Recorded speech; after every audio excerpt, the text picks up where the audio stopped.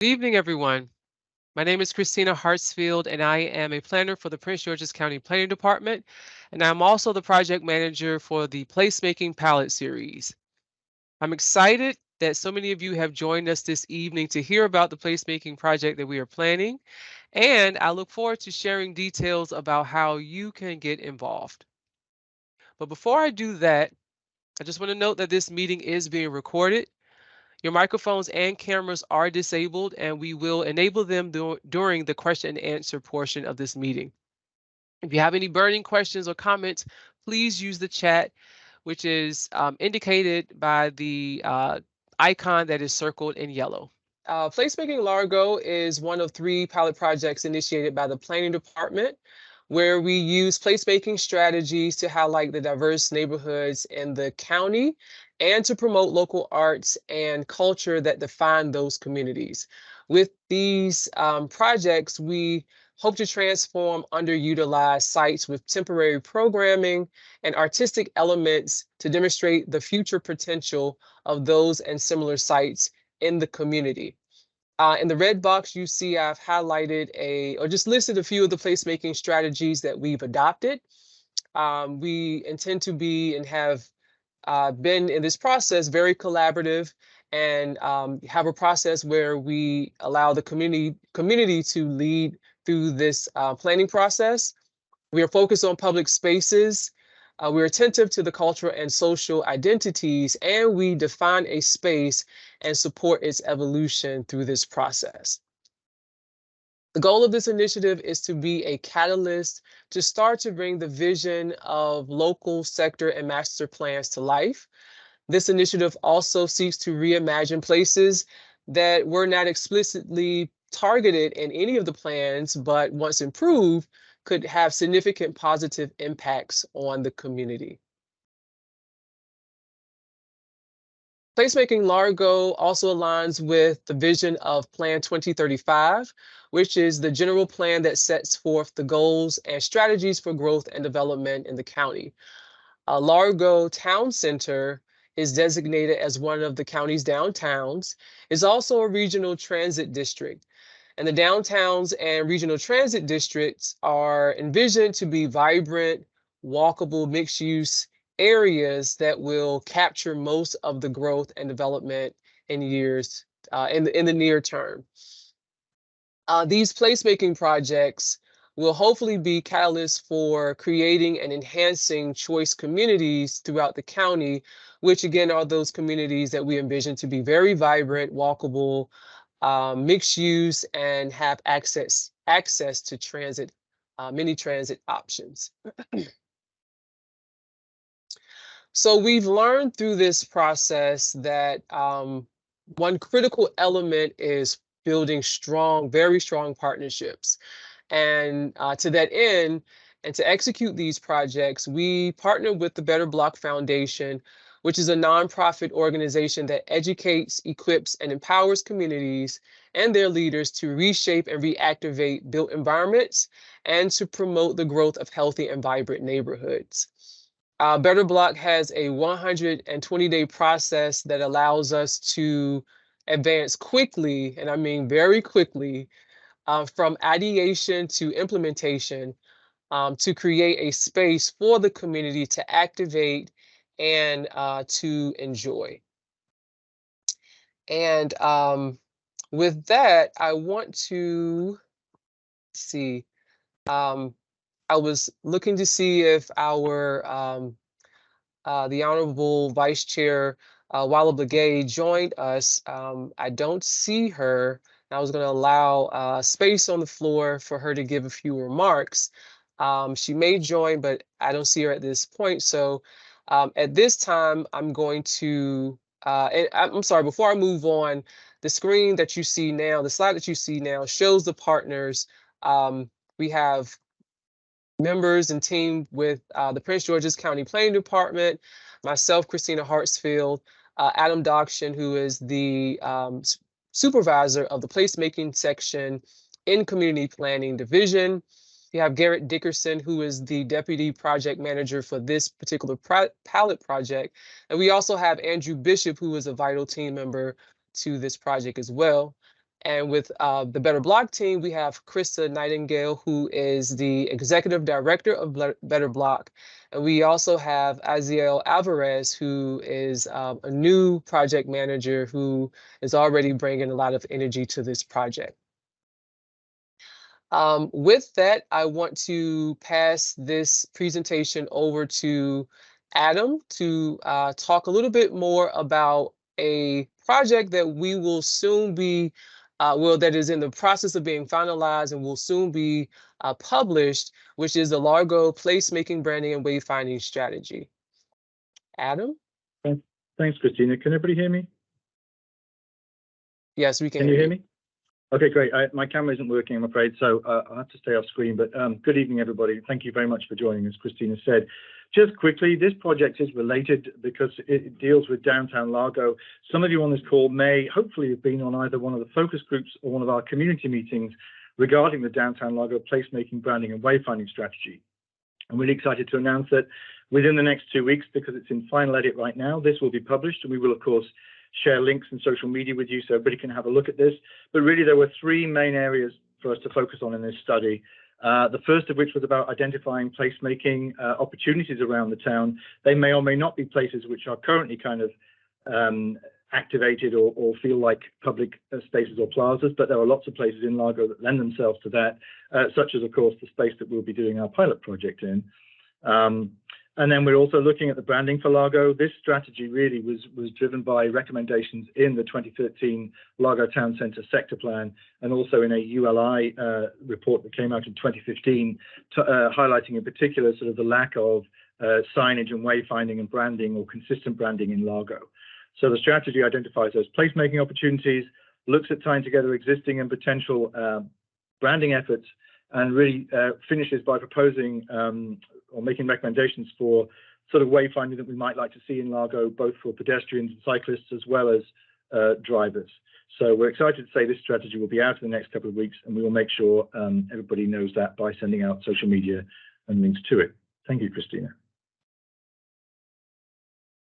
Thank you, Adam. And before I move on, I just want to check to see if we have any representation from District 6 Vice Chair Blaguet's office. And if so, if they wanted to say anything. Okay, well, hearing none, I would now like to turn it over to Krista to talk a little bit more about the Better Block process and what the plans are for Placemaking Largo. Thanks, Christina. Is there any chance you can share our presentation? And hello, everyone, and good evening. I am so sorry, but technology has absolutely failed us. In the past 12 minutes, we did a run through, everything was great, and then everything has fallen apart in those past 12 minutes. So for some reason, I cannot get on the internet from my computer, so I cannot share my screen. Okay, give me a second. Apologies, everyone. Technology, it's so great until something like this happens. And I tried the whole IT trick of shutting it off and turning it back on, and that's still not working. Okay, let's see.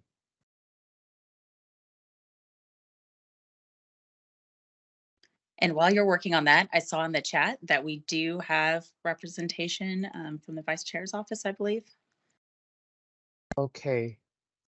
And I'm sorry, because now that I'm trying to pull up this presentation, which I hope all of you can see at this point. Yes. I cannot see. Actually, did it just go away? It or did. Can you still see it? The presentation way, yeah. Okay, now you can see it. But I can't see you all. So 1 second, I apologize, everyone.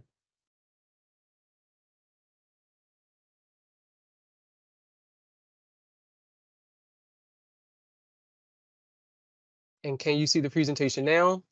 Yes. Okay, and 1 second, please, so I can see the chat.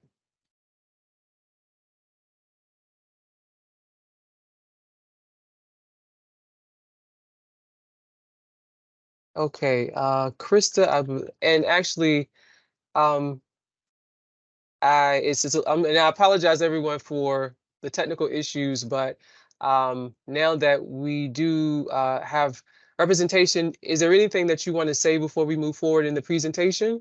And I apologize that I didn't catch the name because the chat in my feature is not open right now.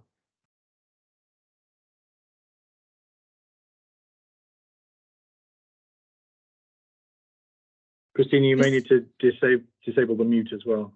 Christina is Okay. Sonia Staples. Sonia Staples. And Okay. yeah, you may have to allow her microphone to work. All right. Thank you, Callista, and thank you, Miss Staples. Can you try now? Yes, good evening. How are you guys Good doing? evening. Wonderful. here. Thank you for joining. Yes, I'm here on behalf of Vice Chair Walla Blagay. Unfortunately, she couldn't join us this evening, but she sends her regards, and I will be taking everything that is being said here to her so she can understand what's going on. Thank you so much. Thank you for joining. You're welcome. All right, Krista, take it away. Perfect. And Christina, one other thing, if you could give access to the mic and camera for Azel for when he speaks in just a moment. And again, I apologize to everyone for the technical difficulties. It was perfect literally 12 minutes ago. So I apologize for that. And also, Christina, I will just tell you when to move forward with the slides. And there's a lot of them. So again, I apologize to everyone. So my name is Krista. I am the executive director of the Better Block, which is an urban design nonprofit. Next slide. Okay, and we can, I think it's always helpful to kind of start a little bit talking about the history of the organization and where we started. We began about 12 years ago, so we've changed quite a bit since then, but we do have a few things that are true to our roots, which is our projects are led by the community and inspired by the community. Next slide, please. 12 years ago, our founding director walked out onto this street in a neighborhood in Dallas, Texas, which is where our headquarters are. And he and his neighbors wanted to do some things to bring the street back to life. They wanted to add flowers, they wanted to add cafe seating, and really just create a space for people to come together. Next slide, please. But they quickly realized that there were ordinances from the 40s that prohibited many of these things from happening. So we actually had ordinances that said sidewalk flowers were $1,000. Street cafes were area times market value times 85% times 12%. And there was an ordinance on the books that said it was illegal for people to gather on a sidewalk. So Jason and his friends took a look at this, and they knew that a lot of the things they wanted to do, technically they couldn't do them.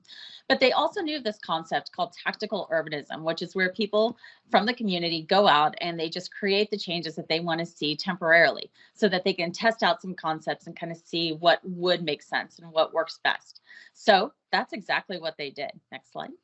For one weekend, they basically took over their street. They painted some bike lanes with kids paint and duct tape, knowing they could wash it away really quick and pull it up if they got in trouble. They rented some street lights. They put out some seating. Next slide, please. And they invited neighbors who had ideas for businesses. And they said, hey, we have all these empty storefronts.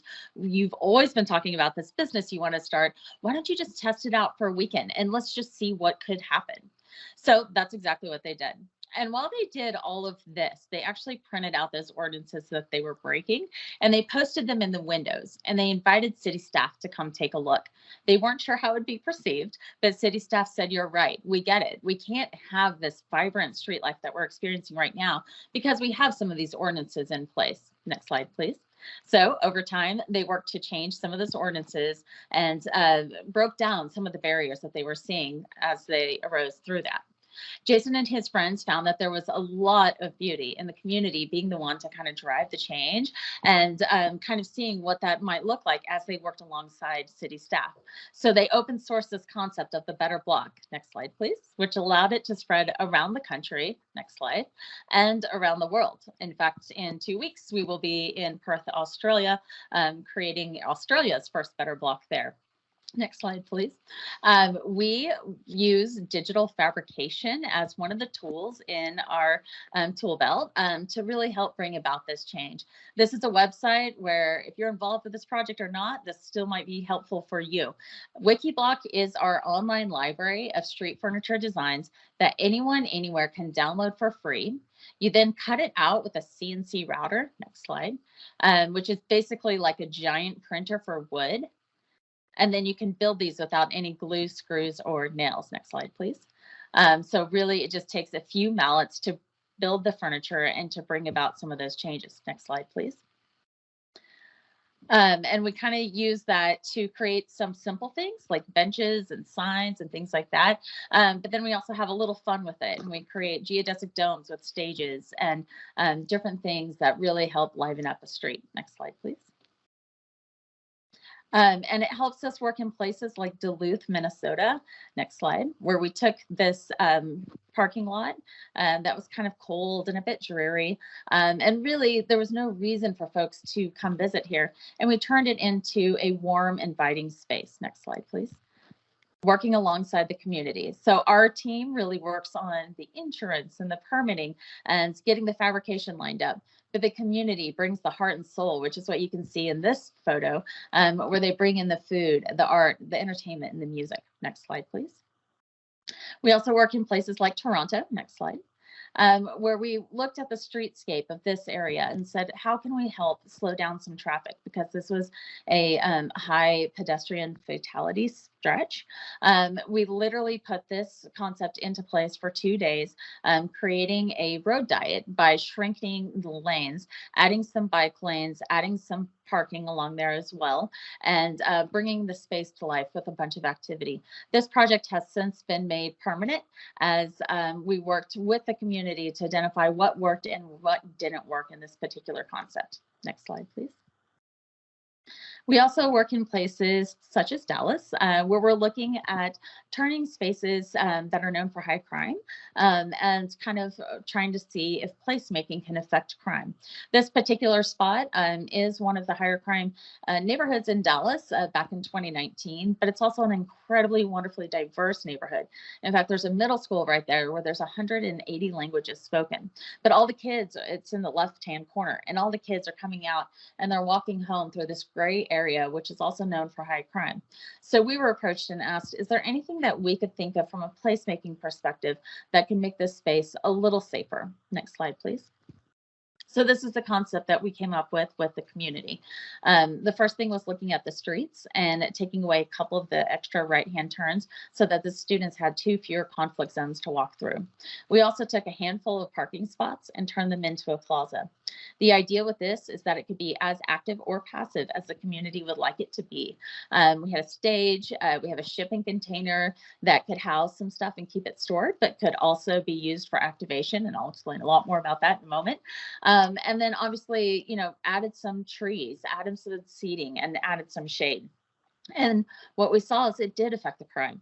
When we installed this project in 2019, there were 10 to 15 crime incidents happening per week. As of last year, as of September of last year, even though the space wasn't activated, even though the furniture is starting to look a little old because it's going on year 4, there had only been 7 crime incidents that had happened that week, proving that placemaking and bringing folks into this space could actually help reduce the crime. Next slide, please. I told you a little bit about the shipping container, and that was kind of the first project where we started playing with this idea of the better block in a box. Very simply, you just take a shipping container, we cut a few windows in it to open it up to folks. We add our Wikiblock elements in it, making it super flexible, super easy to use. Next slide. And then we put all the things that you need for a placemaking event inside the container.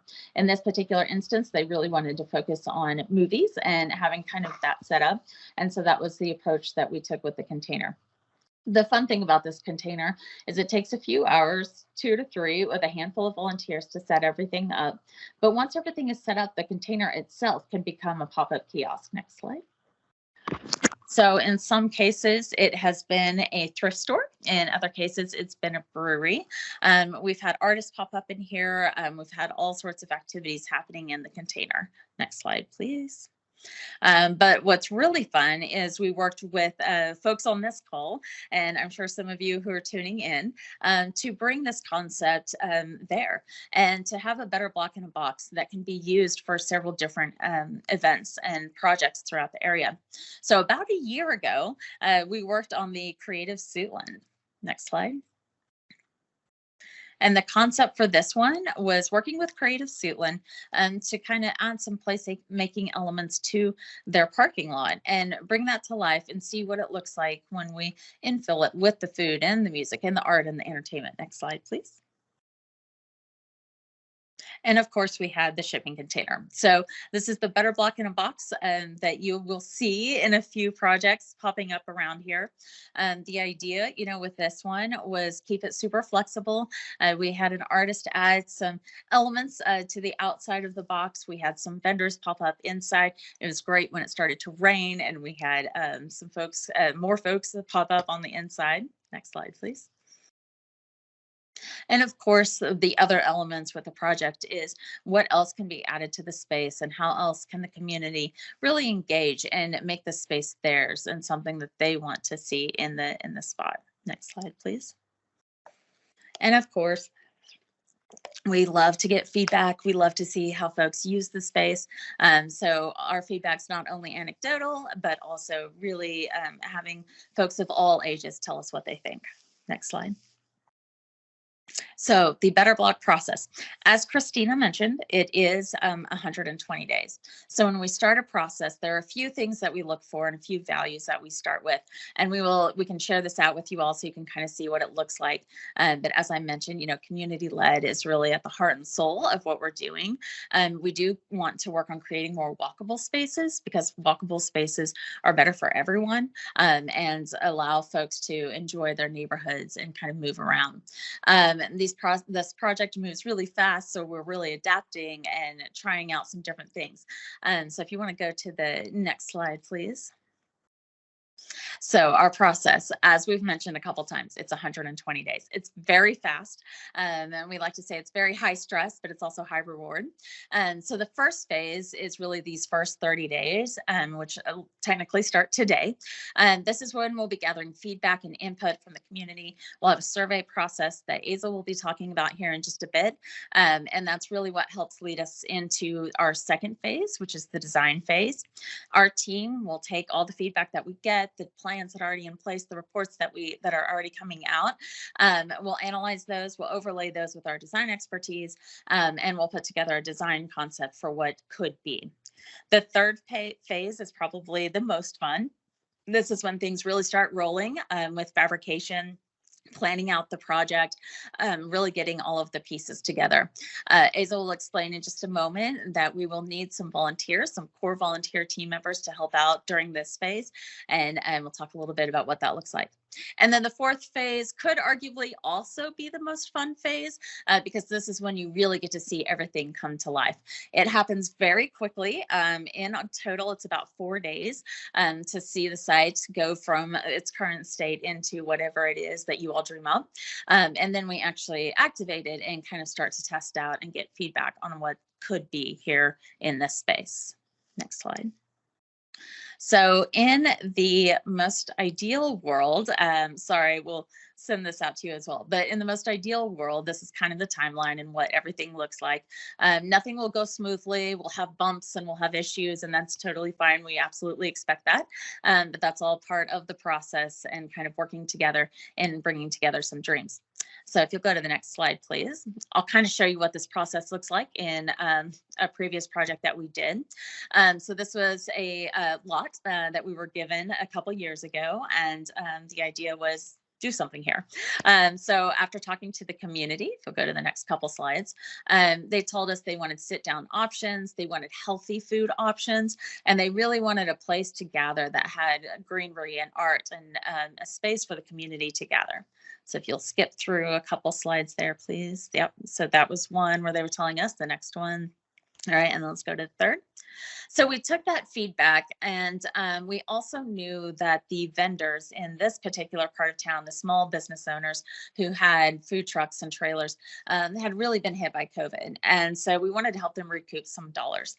So we decided to do a food park here in this space. It was important to everyone that we not turn our back on any part of this community. So we wanted to create several options for how you might interact with the space. But we also wanted it to be a space that could be passive. So even if there's not food, even if there's not activations, there's still seating and shade and a place for people to be during the day. Next slide, please. We will talk more about this a bit later, and please send us emails with questions of these. But we put together a core team of community volunteers who help bring all of this to life. And so we look for different folks to kind of lead up these different pieces. That might be vendor management, it might be volunteer management, helping us gather materials and find materials. So if you have ideas and skill sets and thoughts about what should be in this place, as we'll tell you in a bit, we've got a survey. Let us know there and we can bring it all to life. And we can have you kind of be a part of that process. We also do have some job descriptions, if you will, that we can send out that kind of show how many hours are expected and when it'll be busiest. Next slide, please. The core team really meets weekly for about 2 months. And then, as I was saying, the fun is when you start to transform. We host about 6 community workshops during the transformation week, and that's when everybody gets to paint, build, and bring everything to life. Next slide, please. So as I was mentioning, it goes pretty quickly. So this is the before of that side. Next slide. And this is the after from above. Next slide, please. We were told that in this concept, no one would come to this part of town for a food park. We had the food park activated for a month, but it was activated with food for only 8 of those days. And during those 8 days, we had more than 5,500 people come through. And that's kind of the point of doing these pilot demonstrations. We're not putting in the permanent changes, but what we're doing is testing out a concept or a couple concepts, and then ultimately having people give feedback so that that information can be relayed and say, this is what folks want to see more permanently. Next slide, please. As I mentioned, we're asking for feedback every step of the way, and really figuring out what works and doesn't work. Not everything we propose will work, and that's totally fine. That's kind of the point of this, is what do people want to see? What are people excited about? And what should be here more permanently? Next slide, please. And when we get all this information, it's something that we share out with everyone to say, hey, these are our lessons learned. This is what people told us. Here's what you should consider. Next slide, please. So a lot of times people ask, why do you do temporary? So we do see permanent changes happen from these. In a lot of our projects, it's an increase in community engagement.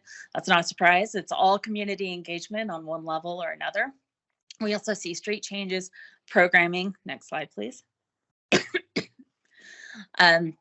We see increases in street life, newly formed partnerships, and I think one of the best ones is we see positive perception changes throughout these projects. Next slide, please.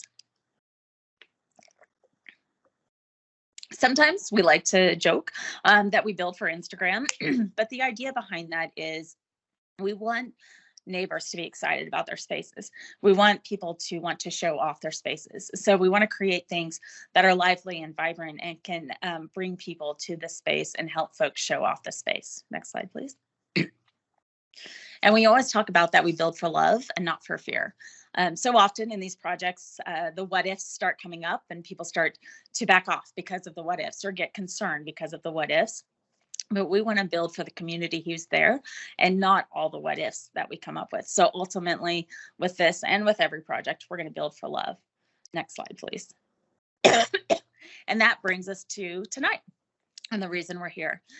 So we are working on the Largo Better Block placemaking, and we will be kind of looking at this site here. I'm actually going to turn it over to Azel and let him talk a little bit more about the site and kind of next steps.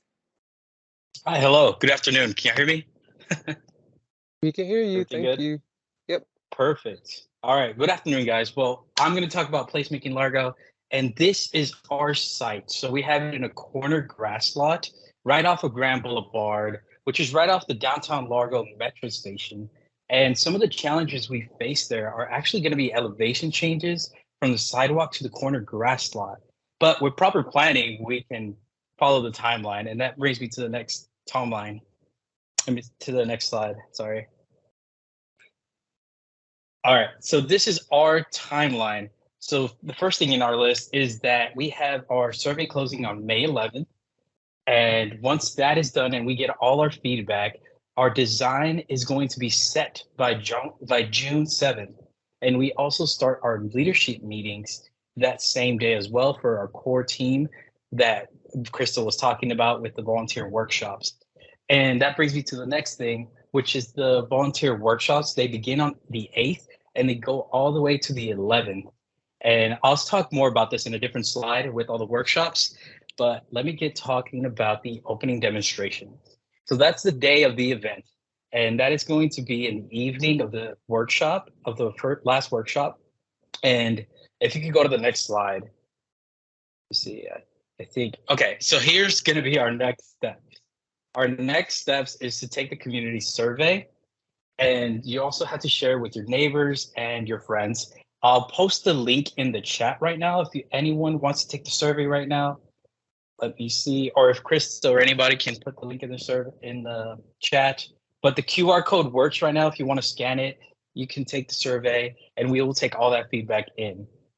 And remember, it closes on May 11th. If you could go to the next slide. Okay, so let me talk about the volunteer opportunities. So for here, we establish our core team. If you wanted to be a block captain for us and do any of the programming or anything with that. And also we have our volunteer sign-up sheet ready for anyone who wants to do the workshops. We usually have a morning and an evening shift. So usually 9 to 12 and 3 to 6. And we have that up right now. The QR code is also working if you would like to join. And that pretty much ends my time here. If you have any questions, you can put them in the chat as well. Awesome. Oh, I Thanks, think the next Hazel. slide. See. Perfect. Okay. There you go. Thank you. And before we open it up to questions from our participants, I do want to recognize that we have the Honorable Walla Begay, who is the Vice Chair of the Prince George's County Council, joining us this evening, representing District 6. And Vice Chair Begay, would you like to say anything while we have a moment of pause right now? And if not, that's okay. And actually, let me allow your mic. So if you want to say anything now, Yeah, allows your mic. yeah. Can you hear me? Because I was disabled before. Can you hear me? Yes. Okay. Yeah. So sorry, I had some technical difficulties. But I want to thank you all for doing this. We really want to make sure that everyone is engaged in planning our community. Largo is a really exciting project with the Blue Line Corridor and all of the work that's being done around Largo Metro Station. It's going to be we're really going to be the bedrock and really the center of the Blue Line Corridor. So I just look forward to everyone engaging, and we're going to be actually having more town halls in our community to talk about some of the things that are discussed on this call today. So thank you for giving me a chance to say a couple words. And thank you all for your hard work. And thank you so much for giving us a few words this evening.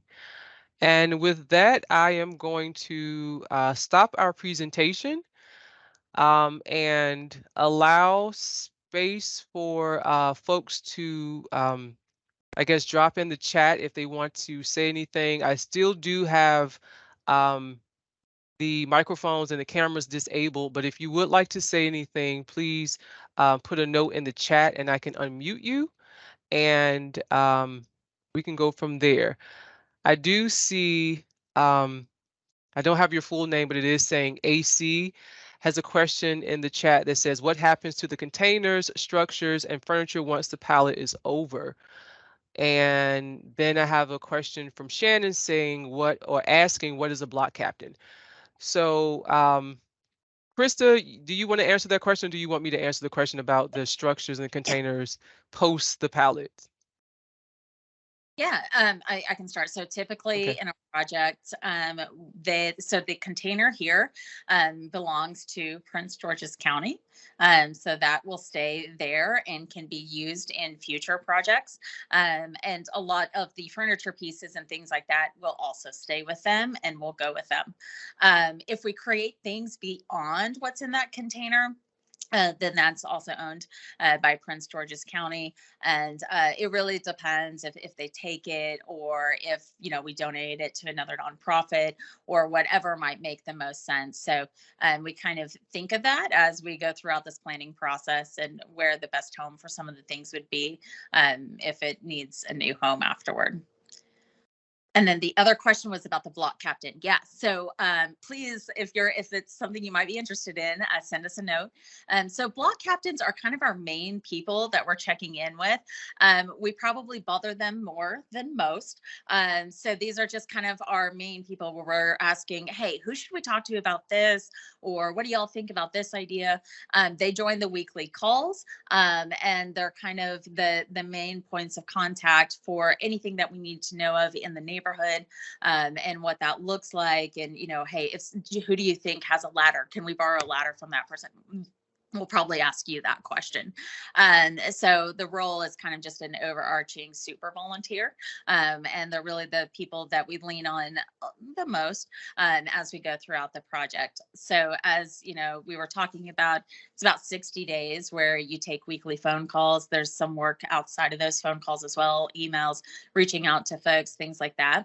And then it gets busy during the actual implementation week. Ideally, we'd love to have our core volunteer team there as much as possible. We understand you all have jobs and lives and things you have to do, so you're not going to be there all the time, but we love to see you there and kind of have you be a part of some of that fun that happens as you start to put everything together, because it really is a pretty magical time. I'm currently actually in Washington right now, where we are doing this process with a group in a town called Quincy. So it's a lot of fun. That's also why I have some paint probably on my face. So apologies for that. Thank you, Krista. I do have another question from Karina, asking how are the projects funded, and specifically approved layouts. So the Prince George's County Planning Department actually has a budget for the full palette series. The palette series, again, involved 3 different locations. We started and executed the palette project in Suitland. The next one will be in Riverdale, and this one will be in Largo.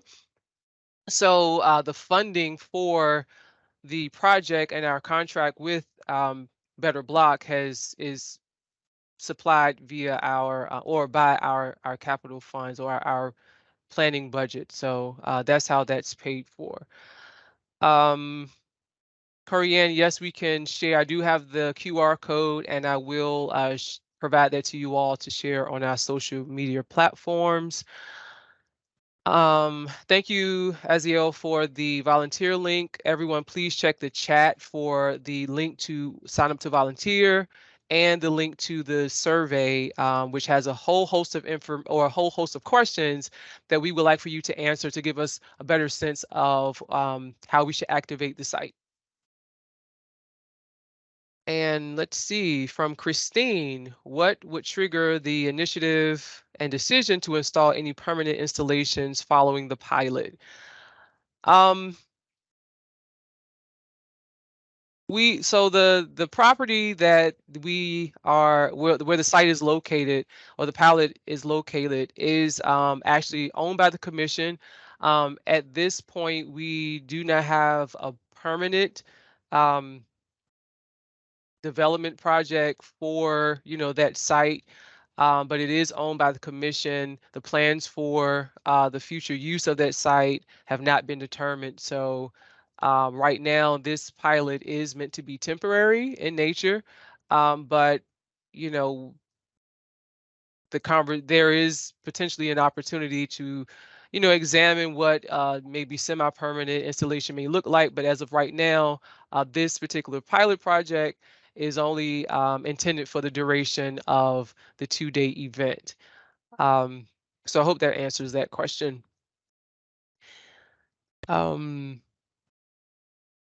How often do these pilots transition to permanent installations in some form?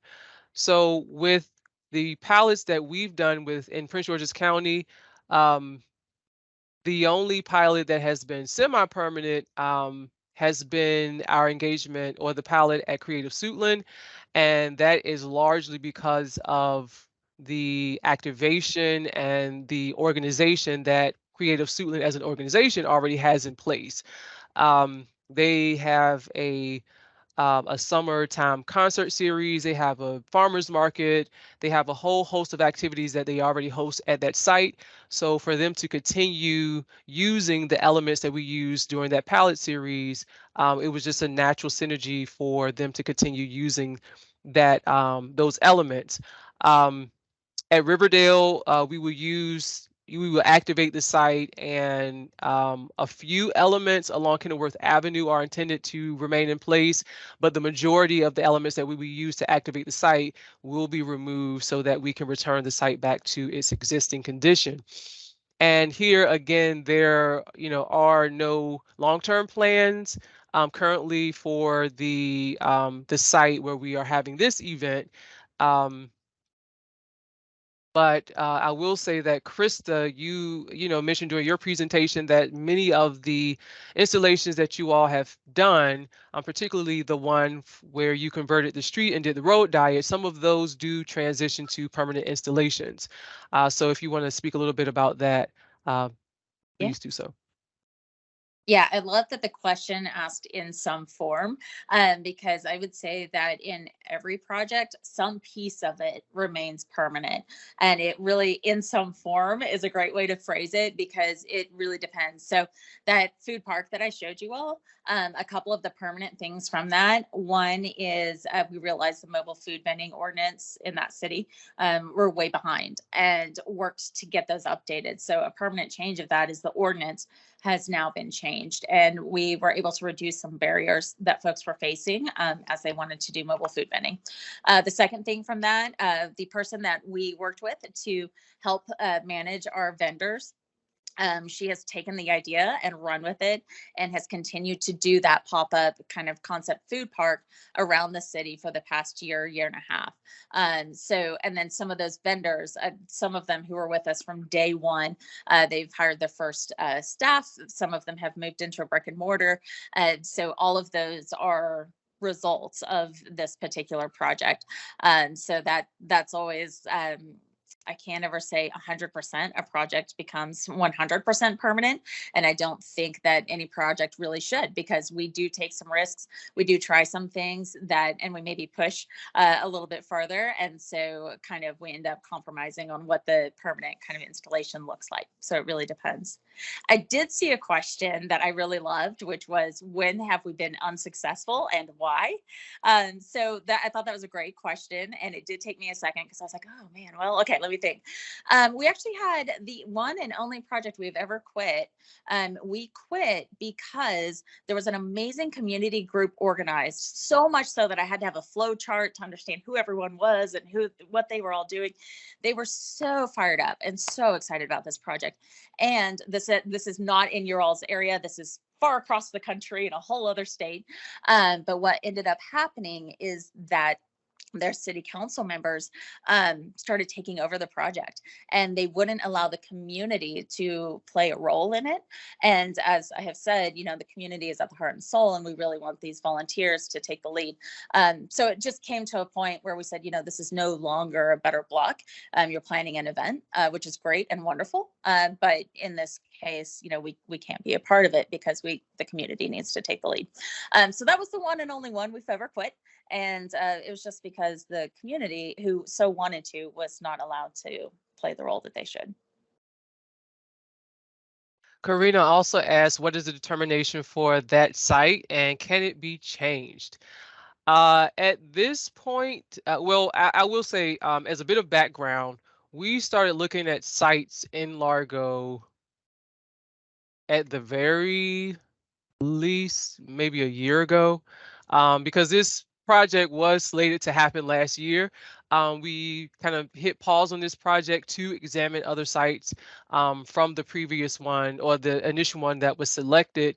And in this round, we did also examine a few other sites. We looked at different partnerships with other agencies in the area, other government agencies and different, and so on and so forth.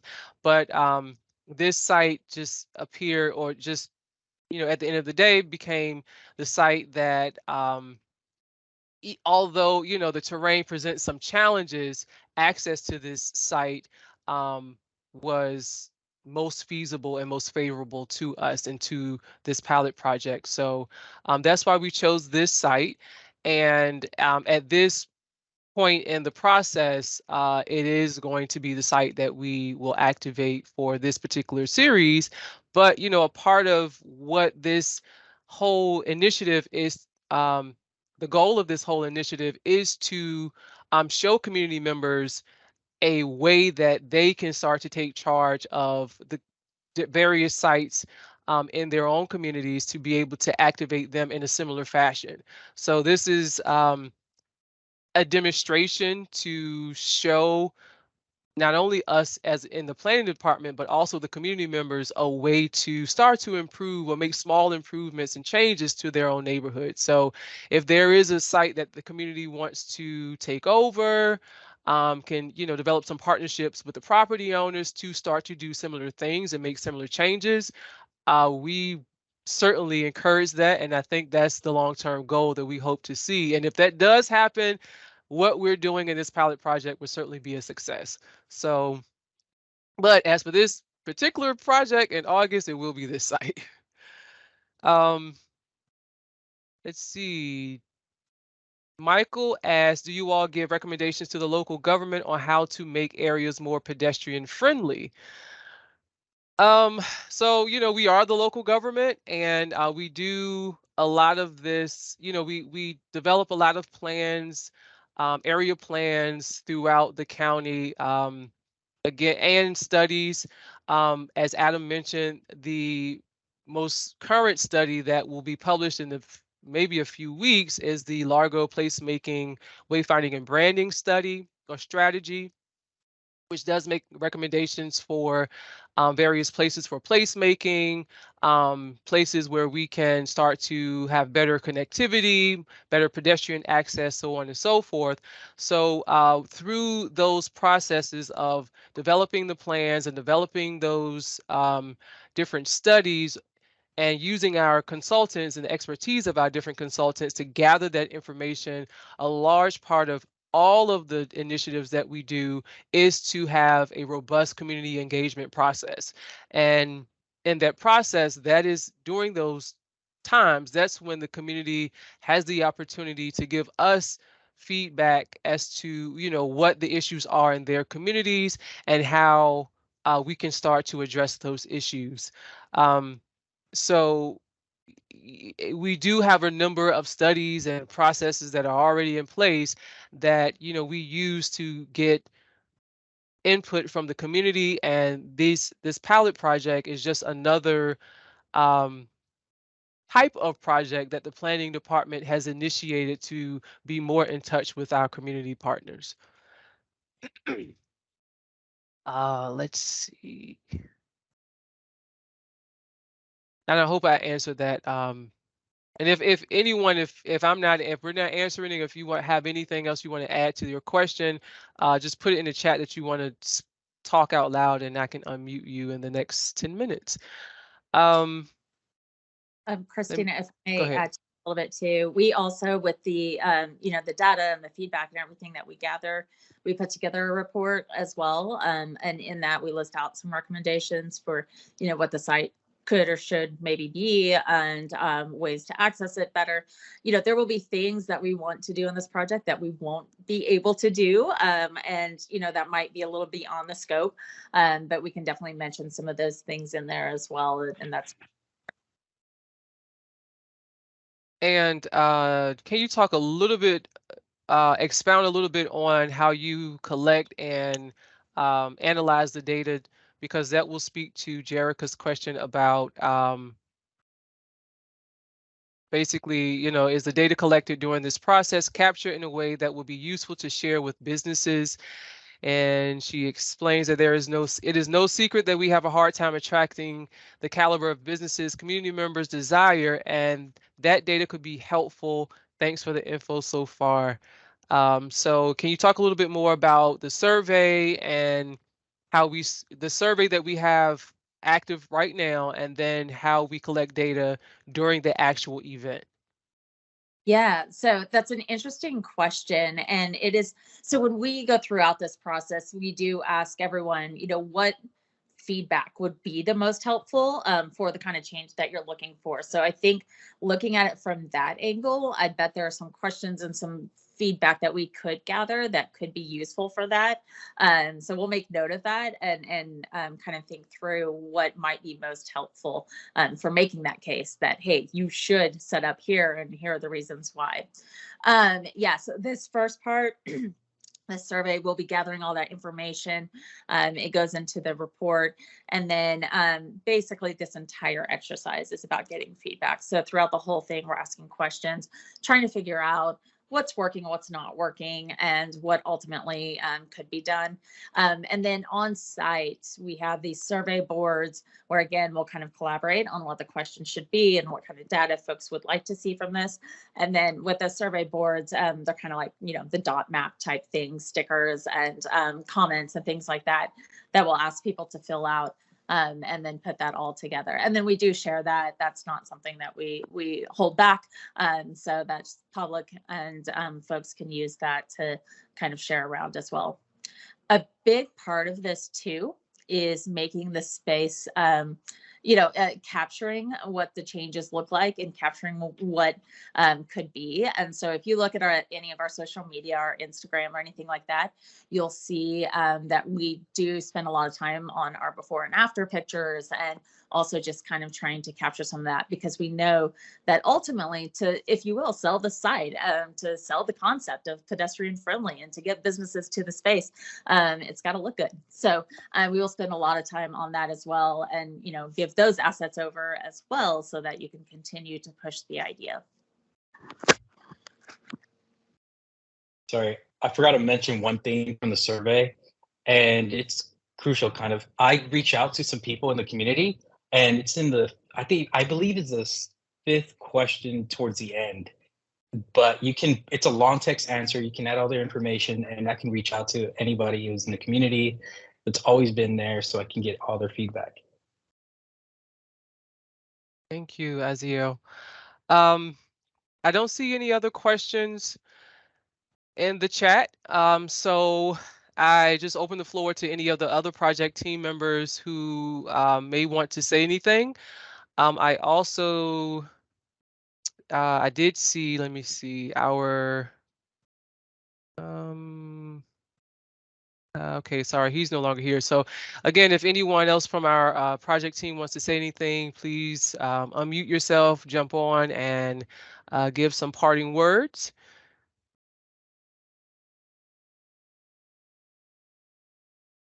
And hearing no one that wants to do that, I want to thank everyone for joining this kickoff meeting this evening. I hope you are excited. I'm definitely excited. This is a unique site, and it presents some challenges with, the physical layout, but it with those challenges presents very could present some very significant opportunities. So I really do look forward to all of the feedback that you all will provide in the survey. Please also volunteer or sign up to volunteer. It is a very rewarding process. And then once we have the event and you see everything come together, it is definitely worth it. It will be hard work, but very rewarding work. And I promise we are great people to work with. So thank you all for joining this evening. I look forward to meeting you in person. And with that, I just want to say have a good night. Take care. Thanks, everyone. Bye-bye.